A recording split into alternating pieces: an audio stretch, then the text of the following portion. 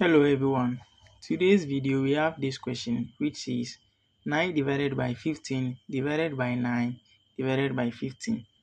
This looks ambiguous, but based on the layout is two separate problems, which is A is 9 divided by 15, which can be written as a fraction with numerator 9 and denominator 15, and can be simplified to get 3 and 5. So 3 divided by 5. Now the B part also gives 15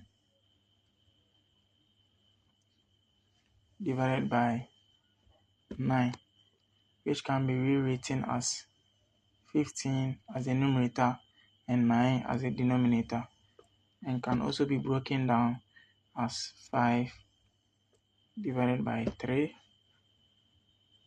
So the final answers of this question is 3 over 5 and